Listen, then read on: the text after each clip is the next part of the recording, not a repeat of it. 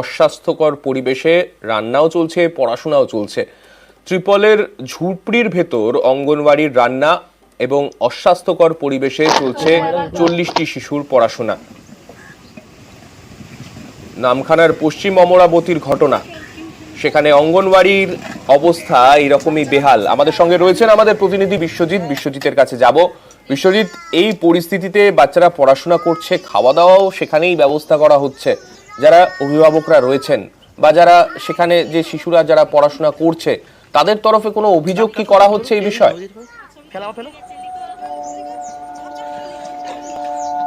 হ্যাঁ দেখো, অভিযোগ বলতে এই যে পরিস্থিতি যেটা হয়ে রয়েছে সেটা কিন্তু আজকের থেকে নয়।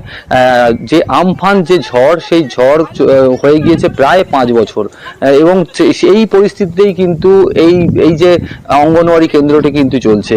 একদিকে ত্রিপলের ছাউনি, অন্যদিকে অস্বাস্থ্যকর পরিবেশ, এবং তুমি জানো এই মুহূর্তে বর্ষাকাল, বুঝতেই পারছো বিষয়টা কতটা অস্বাস্থ্যকর পরিবেশ। এবং এই যে অভিযোগ গ্রামবাসীদের, তারা কিন্তু এই যে বিষয়টা নিয়ে পঞ্চায়েত থেকে শুরু করে বিভিন্ন দপ্তরে কিন্তু জানানো হয়েছে, কিন্তু কোনো সুরাহা হয়নি। যেটা তাদের যেটা অভিযোগ যে একটা সময়ে যখন আমফানের আগে পর্যন্ত গ্রামবাসীরা একটা মন্দিরের পাশে, যে পশ্চিম অমরাবতী গ্রাম ফ্রেজারগঞ্জের, তাই সেখানে একটা মন্দির রয়েছে, সেই মন্দিরের পাশে কিন্তু একটি ঘর করে দেওয়া হয়েছিল। সেই ঘরটি কিন্তু আমফান ঝড়ে উড়ে যায় এবং ভেঙে যায়।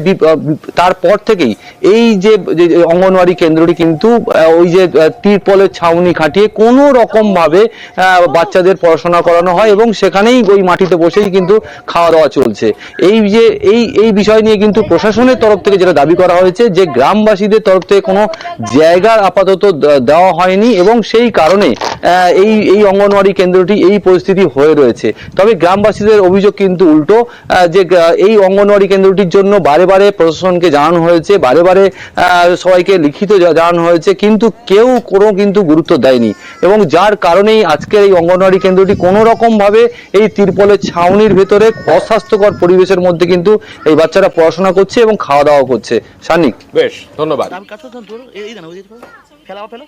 বাচ্চা পড়াবে না, যদি বাচ্চারা আসে বাচ্চাদেরকে বসে দিয়ে পাড়ায় পাড়ায় ঘুরবে। একটা ভালো স্কুলও নেই, এখানে ওখানে এর বাড়ি তার বাড়ি, আমরা বাস স্কুটি দিয়ে সবকিছু স্কুল করে দিই, তাও টাইমে স্কুলে আসবে না। দিদিমণি যখন আসবে, রান্নিও তখন আসবে, এসে বাচ্চাদেরকে আধ ঘন্টা পড়াবে না, রান্না হয়ে গেল, ছুটি দিয়ে দিল।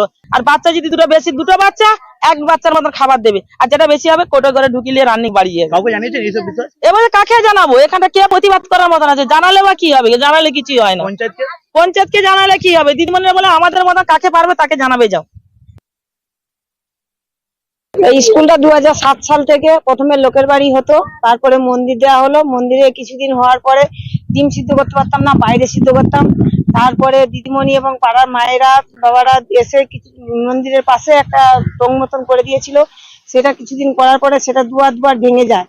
ভেঙে যাওয়ার পরে আবার করা হয়। তার করার পরে আবার যে মন্দির হয়েছে, মন্দির হওয়ার জন্য মন্দিরটার পাশে যে ছিল সেটা ভাঙা হয়ে গেছে। তারপরে এখন বর্তমানে এইটা এই অবস্থায় চলছে। কাউকে জানিয়েছেন বিষয়টা? হ্যাঁ, পঞ্চায়েতে জানা হয়েছে, গ্রামে জানানো হয়েছে। ওই বিষয়টা আমাদের কাছে ওই আইসিডিএস সেন্টার থেকে দিদিমণি জানিয়েছিলেন। ওনার আবেদনের পরিপ্রেক্ষিতে আমাদের যতটা সাহায্য করার আমরা ওনাকে পেপার দিয়ে সহযোগিতা করেছি। আমরা ঊর্ধ্বতন কর্তৃপক্ষ বা আইসিডিএস যারা সুপারভাইজার রয়েছেন তাদেরকেও এই বিষয়টা বলেছি। পঞ্চায়েত সমিতিও এর আবেদন করেছি, কিন্তু পঞ্চায়েত সমিতিতে বলেছে যে এখন সরকারি কোনো অ্যালটমেন্ট না থাকার জন্য ওনারা ওর কোনো ব্যবস্থা করতে পারছেন না। তা আগামী দিনে ওখান করার কোনো ব্যক্তি যদি সহৃদয় ব্যক্তি যদি জায়গা দিয়ে থাকে, তাহলে সরকার থেকে ওখানে একটা আইসিডিএস করে দেওয়া হবে। ফের রামকৃষ্ণ মিশনের জমি দখলের অভিযোগ, এবার শিলিগুড়ি লাগোয়া মাটিগাড়ায়। এখানে তাদের 10 একর জমি দখল করা হয়েছে বলে দাবি রামকৃষ্ণ মিশনের।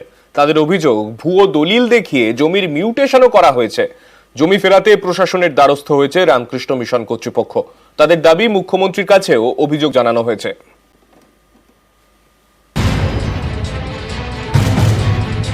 শিলিগুড়ি লাগোয়া মাটিগাড়া, এবারে মাটিগাড়ায় রামকৃষ্ণ মিশনের জমি দখলের অভিযোগ।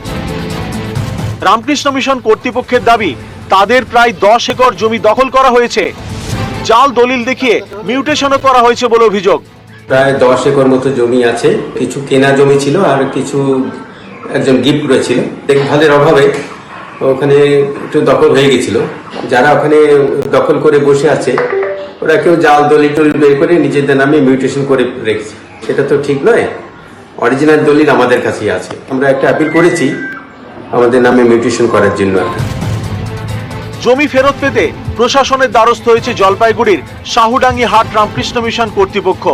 মুখ্যমন্ত্রীর কাছেও জমি দখলের নালিশ জানিয়েছে।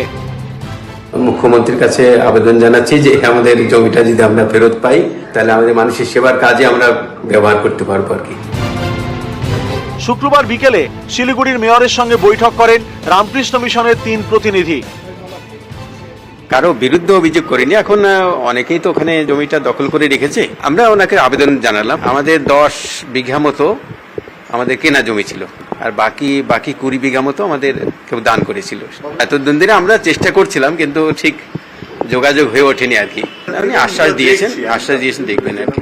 এটা 34 বছর আগে লোকগুলো সব বসে টসে গেছে। 76 সালের জায়গা। আমি মেয়র, যেহেতু ওদের সাথে আমাদের সবসময় যোগাযোগ থাকে, আমার কাছে এসে আমি যেখানে যা জানানোর আমি জানাবো। আমি প্রপার জায়গায় পৌঁছাবো যাতে রামকৃষ্ণ মিশনের বক্তব্যটা জায়গা মতো পৌঁছায়। আমি একটা ব্রিজের কাজ করতে চাই। মাসখানেক আগে শিলিগুড়ি রামকৃষ্ণ মিশনে হামলা চালানো হয় বলে অভিযোগ। তার পেছনেও ছিল জমি। শিলিগুড়ি সেবক রোডে 97 কাঠা জমি রয়েছে রামকৃষ্ণ মিশনের। সেই জমির দখল নিতে স্থানীয় কয়েকজন দুষ্কৃতী হামলা চালায় বলে অভিযোগ। সেই ঘটনায় 5 জনকে গ্রেপ্তার করে শিলিগুড়ি পুলিশ। তদন্তে জানা যায় সেবক রোডের জমিটি নিয়ে 2015 সালে একটি মামলা হয়। সেই মামলায় জয়ী হয় শিলিগুড়ি রামকৃষ্ণ মিশন। সেই জমির দখল নিতেই রামকৃষ্ণ মিশনে হামলা হয় বলে অভিযোগ। এবার জাল দলিলে রামকৃষ্ণ মিশনের জমি দখলের অভিযোগ। পার্থপ্রতিম সরকার, নিউজ 18 বাংলা। রেশন দুর্নীতিতে জালে আরো 2। ম্যারাথন জেরার পর পাকড়াও দেগঙ্গা তৃণমূল ব্লক সভাপতি আনিসুর রহমান। গ্রেফতার তার দাদা আলিফ নূরও। ভুয়ো কৃষকদের নামে 45 কোটি টাকা আত্মসাৎ করা হয়েছে। ধৃতদের বিরুদ্ধে বিস্ফোরক দাবি ইডির।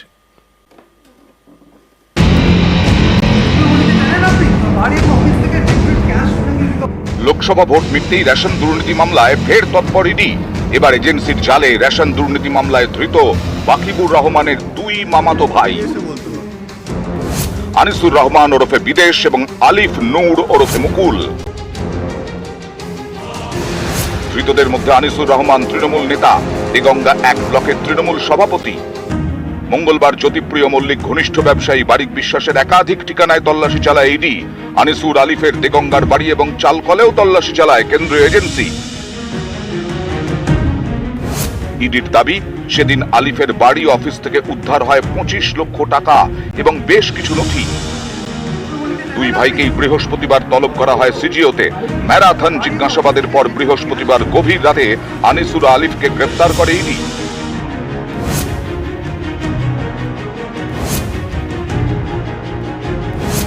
তদন্তকারীরা জানতে পেরেছেন প্রায় 30 থেকে 32 বছর আগে আনিসুর আলিফের বাবা রাইস মিলের ব্যবসা শুরু করেছিলেন। সেই সময় তাদের বাবার সঙ্গে ছিলেন মামাতো দাদা বাকিবুর রহমান। পরে বাকিবুর রহমান আলাদা ব্যবসা শুরু করেন। পারিবারিক চালকলের ব্যবসা চালিয়ে গেছেন 2 ভাই আনিসুর ও আলিফ। আনিসুর রাজনৈতিক কাজে ব্যস্ত হয়ে পড়লে একাই ব্যবসা সামলান তার দাদা আলিফ নূর ওরফে মুকুল। অভিযোগ, বাকিবুরের মতোই ভুয়ো চাষির মাধ্যমে সরকারের ঘর থেকে 45 কোটি টাকা হাতিয়েছেন আনিসুর আলিফ। পরে আবার সেই টাকাই নাকি ট্রান্সফার করা হয়েছে জ্যোতিপ্রিয় মল্লিকের 3টি কোম্পানির অ্যাকাউন্টে। অভিযোগ, 100-এরও বেশি জনকে চাষি দেখিয়ে সরকারি টাকা হাতানো হয়েছে। পরিচিতদের চাষি দেখিয়ে নাকি ধান কেনা বেচা করাতেন আনিসুর আলিফ। ইডি সূত্রে দাবি, চালকলের মাধ্যমে কালো টাকাকে সাদাও করতেন আনিসুর আলিফ। প্রথমে চাষিদের কাছ থেকে কালো টাকায় ধান কিনতেন আনিসুর আলিফ। তারপর ভুয়ো চাষির মাধ্যমে সেই ধান বিক্রি করতেন সরকারের কাছে। সরকারের চোখে ধুলো দিতে 2 ভাই কোঅপারেটিভ সোসাইটিও বানিয়ে ফেলেন বলে অভিযোগ। ইডির দাবি, এই কোঅপারেটিভ সোসাইটির মাধ্যমেই নাকি চলতো ধানের কেনা বেচা।